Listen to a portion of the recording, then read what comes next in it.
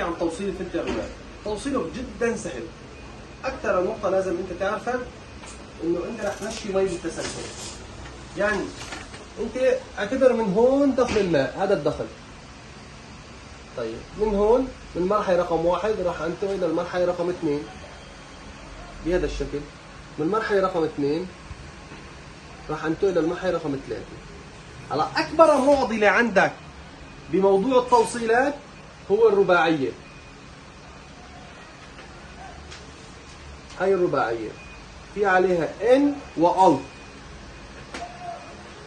الاوت راح تروح معنا، هلا من هون دخلت المي هيك، راح تجي بهذا الشكل. بعدين من هون راح تروح على الممبرين من فوق.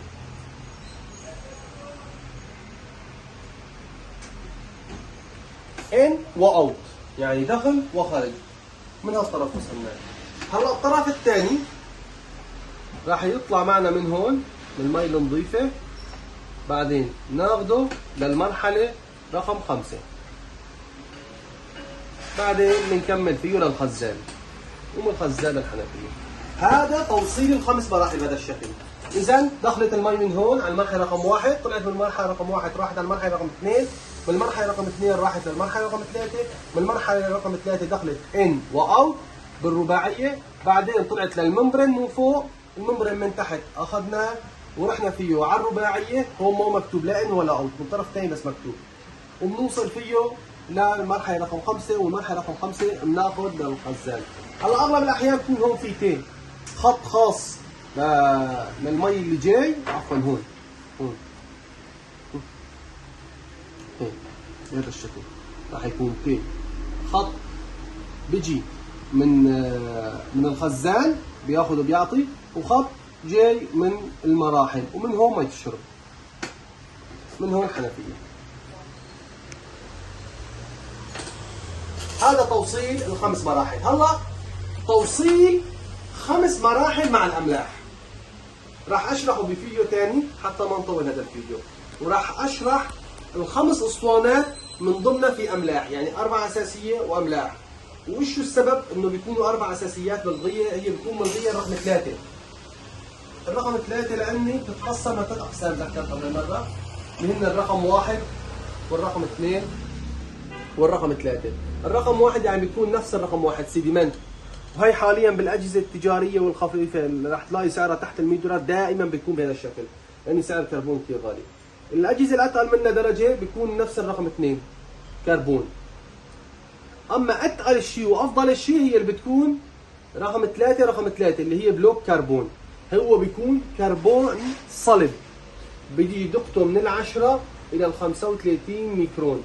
ليش كربون صلب؟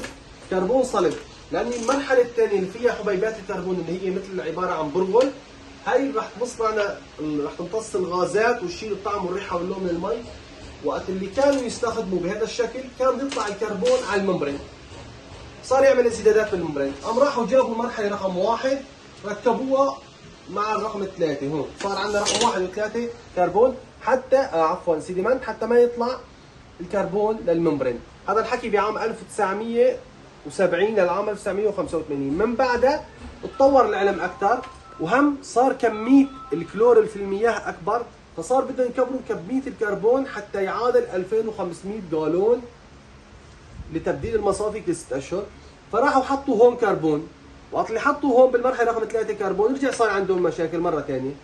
فوجدوا اخر شيء اللي هي مرحله البلو كربون، اللي هو الكربون الصلب مضغوط بشكل انه يكون صلب قطعه واحده، والنفاذ للمياه من الثقوب بيكون من 10 الى 35 ميكرون. هم عمل المرحله رقم 1 بانه ما خلى الكربون يطلع، وهم عمل المرحله رقم 2 بانه ما يخلي الكربون يطلع للممبرين. نحن بالاجهزه اللي بتكون 5 اسطوانات بنلغيها، لاني احسن ما نحط النوع الخفيف والتجاري. مباشره بنشيل الكربون نحن وبنحط بلوك كربون اللي هو انه بيعمل عمل الكربون، بنشيله بنحطه هون. فصار عندنا رقم 1 و3 ورقم 2 بنلغيها، احسن ما نحط اللي هو الكربون العادي والسيديمنت منظر.